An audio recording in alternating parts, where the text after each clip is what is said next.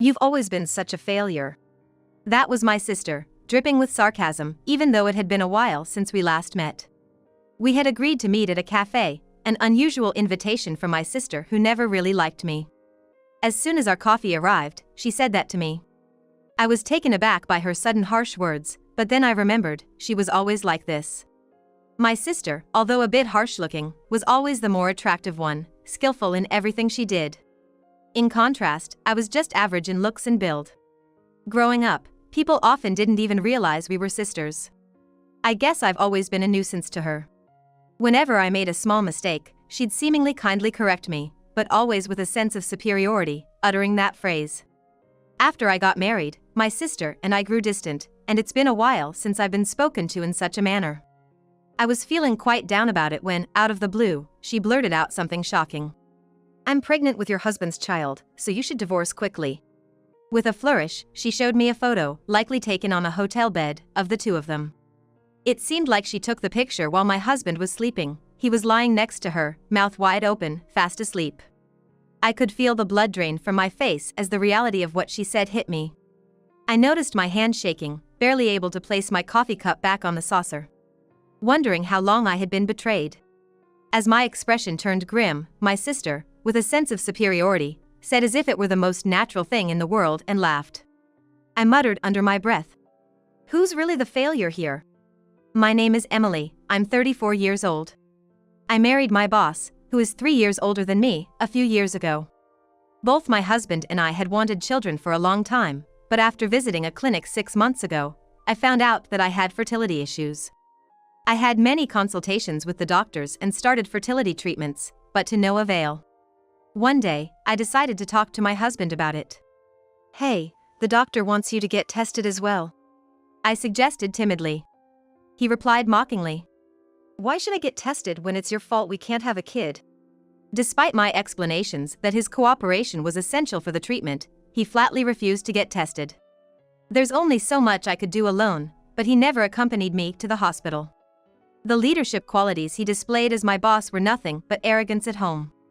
Eventually, my husband stopped being supportive of me as I struggled with the fertility treatments. "You can't even have kids, at least get dinner ready when I come home. Can't you at least take out the trash? You can't even do the housework properly."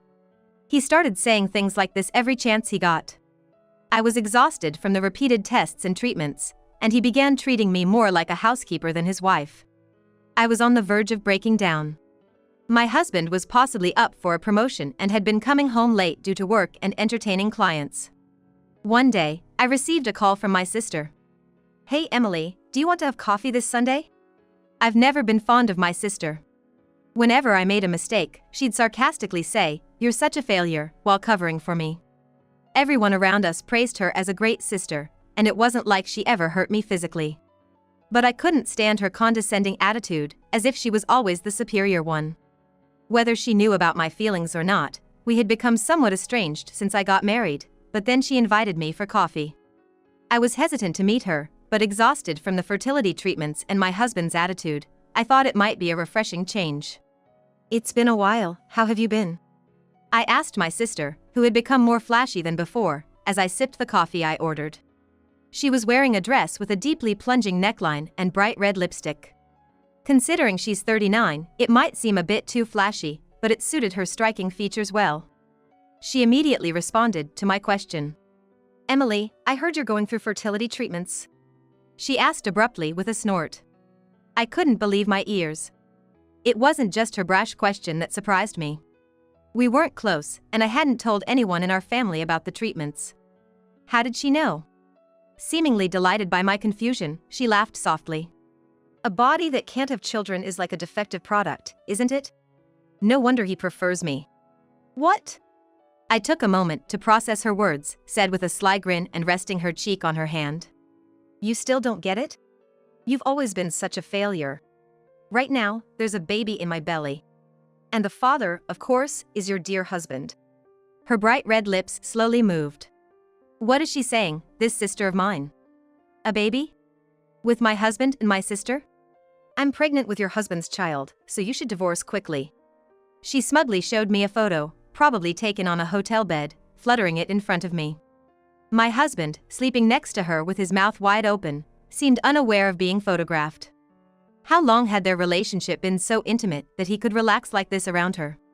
The reality of what she revealed drained the color from my face. I realized my hand was trembling, barely able to set the coffee cup back on its saucer. How long had I been betrayed? As my face hardened, contrasting with my suddenly triumphant sister who casually threw out her words, her laughter, a bit shrill, echoed in my ears. I returned home in a daze, not remembering how I got there. Next thing I knew, I was in my living room, clutching the crumpled photo she had proudly handed over. Why? How long? Such thoughts kept coming and going. I had wanted children so badly. No matter how harshly he treated me, I held on to the hope that he would understand, that someday he would cooperate. But they betrayed me, as if mocking my feelings. What's this, sitting in the dark? Suddenly, the lights came on, and I looked up startled. Hey, isn't dinner ready yet? My husband began to grumble as usual, undressing from his suit. I thrust the crumpled photo at him. What's this? Why do you have this? He realized it was a photo with my sister and tried to snatch it away, but I quickly hid it behind my back. This photo was crucial evidence. I couldn't let him take it so easily. What's this about? Having an affair with my own sister? I asked, barely containing my anger. He seemed a bit taken aback, but then blustered loudly as if trying to cover up his guilt. Shut up. It's all your fault. You're infertile, you're always too tired from treatment to do any housework. I want kids, your sister is far more attractive. Hearing him spit out these words, I felt something snap inside me. My husband, who wanted children but refused to help with fertility treatments. My husband, who used my infertility as an excuse to dump all the housework on me. But most of all, I couldn't forgive him for having an affair with my sister. So you admit it, the affair? I asked for confirmation. He replied, as dismissive as ever. Yeah, I admit it. Divorce or whatever, I'll do it. You're defective product. Defective product. So those were his words, echoed by my sister. As I stood there stunned, he paused as if realizing the gravity of his words, but then definitely spat out. Fine, I'll pay alimony or whatever. And so, we got divorced. Fortunately, I had proof of the affair, and my lawyer was excellent, so both my sister and husband paid the alimony without much fuss. However, it seemed to irk my sister to pay me, as she called me, sounding pleased, to announce that she was going to marry my husband. Emily, you really are hopeless. I'll be the one to find happiness in your place. I couldn't stand her sticky voice lingering in my ear, so I hung up and immediately blocked the number, along with my husband's. I should have done this much earlier. Why did I have to endure such treatment? What had I ever done to my sister? The screen of my smartphone blurred with tears before fading to black. A year after cutting ties with my husband and sister, I moved a bit farther from where I used to live and changed jobs. Just as I was beginning to find some stability, it rained that day. I realized I was almost out of my usual tea, so I decided to go shopping at the supermarket for a change of scenery. Excuse me, have you seen my dog? It's a dachshund puppy. Near the entrance, an elderly woman was calling out. She explained that her puppy, which she had tied near the entrance, was missing. The leash was still there, so her husband, who came shopping with her, suggested someone might have taken it. What a cruel world, stealing a puppy. I hoped it would be found safe as I finished my shopping. Remembering the photo she showed me of the distinctive dachshund, I decided to take a detour to the park, thinking maybe someone had taken the puppy there. As I stepped into the park, thinking I might find someone with the puppy, I heard a voice. What a good little one. When I heard a familiar voice, I turned around to see someone with a stylish umbrella, gently patting a child's back. The person's flamboyant and eye-catching outfit immediately told me it was my sister. Oh no, I can't believe I've run into her here. I thought, hurriedly hiding behind a nearby tree. I could have just walked away, but something made me curious, so I peeked at my sister from behind the tree. There she was, walking slowly and talking to a child in a pink raincoat cradled in her arms. Has she grown so much already? I found myself unconsciously rubbing my own stomach, a reminder of my unfulfilled desire. But then, a chill ran down my spine. The face that peeked out from my sister's embrace was not a child's, not even human. It was a dog.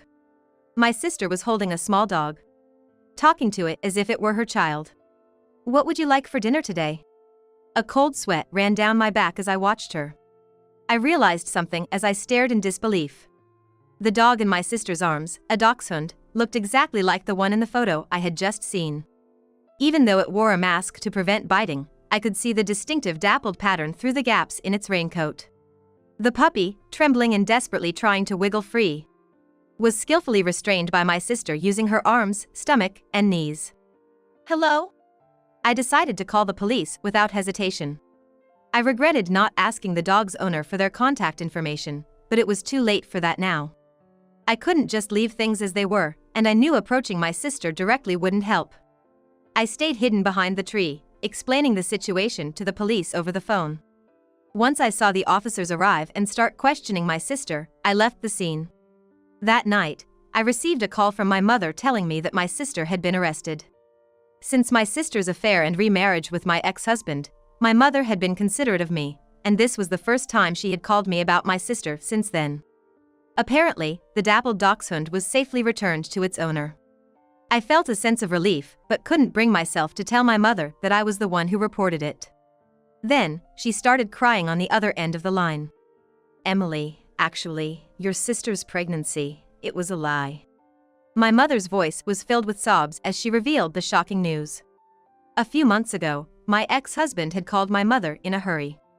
When she arrived, she found him yelling at my visibly upset sister. After calming him down, he explained, red-faced and agitated. My sister's belly, which never seemed to grow, and the doctor she never seemed to visit raised his suspicions. When he finally confronted her, she confessed that her pregnancy was a lie. "The ultrasound picture your sister gave me before the wedding was bought from an app." That might have been bearable. It would have been one thing if it were just a lie about being pregnant. But there was more to my sister's deceit. My ex-husband, fed up with her evasions, had taken her to the hospital, only to discover a shocking truth.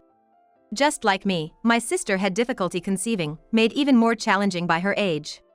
My ex-husband, furious, threatened to sue her for fraud and demand alimony, and they were discussing it with lawyers when this latest incident occurred. "Your sister's been acting strangely, and I don't know what to do anymore. Let her deal with it herself.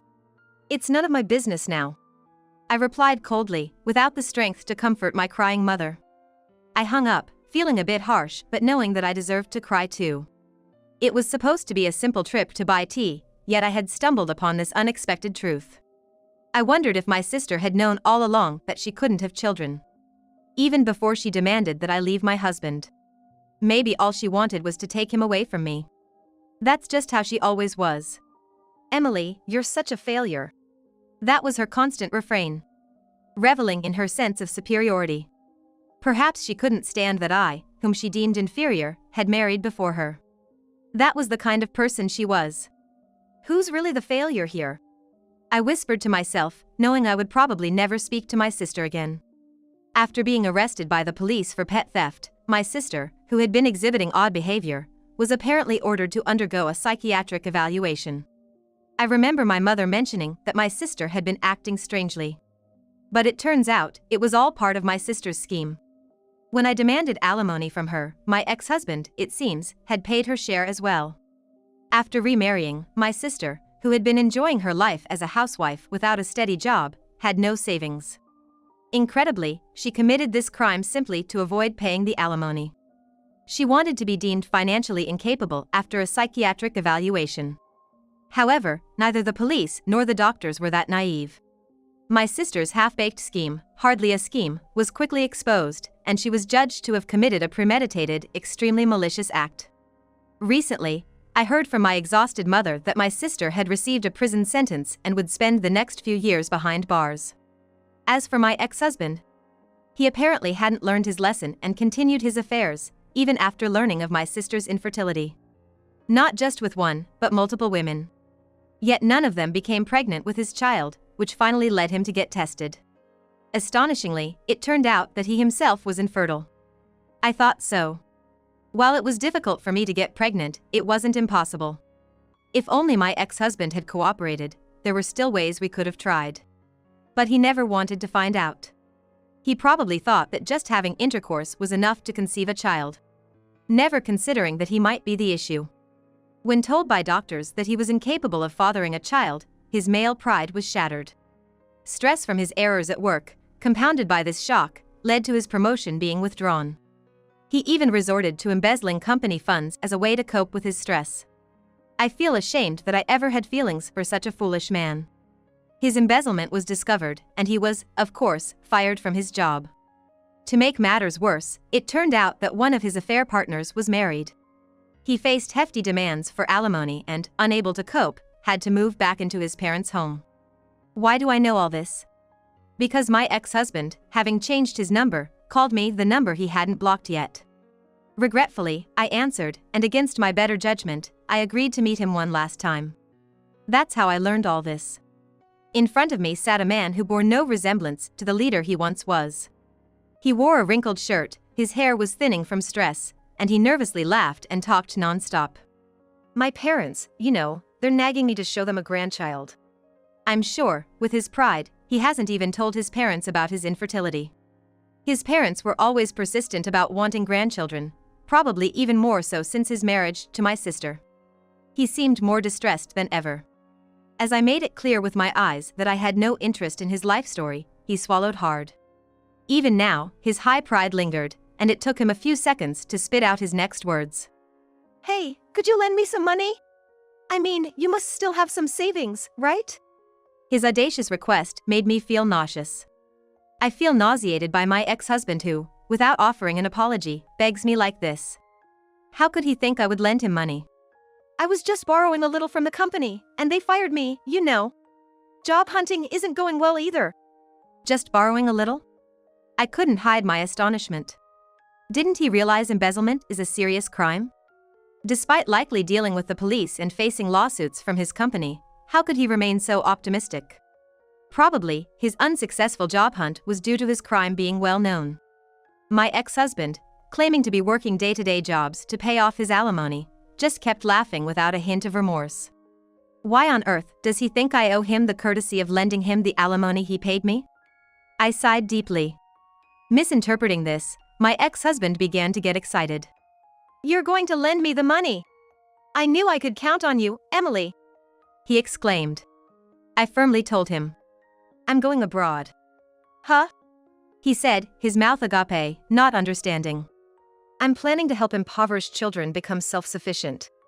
Ever since I realized I couldn't have children of my own, I had been slowly planning this. I always loved children. Every time I saw a child in town, I felt it. So I decided to help needy children somewhere in the world and thought about moving overseas. Despite my hesitation about language barriers, this man's presence pushed me to make the decision. I might even thank him for that. So no, I don't have a single penny to lend someone like you. I thought about booking my plane ticket as I turned to leave. Perhaps I had hoped, somewhere deep inside, that my ex-husband might apologize. That never happened. Wait, Emily! What do you mean by abroad? Wait for me. I only need a little money, please lend it to me. I heard his shouts behind me but ignored them. I don't have time to waste on such things in my life ahead.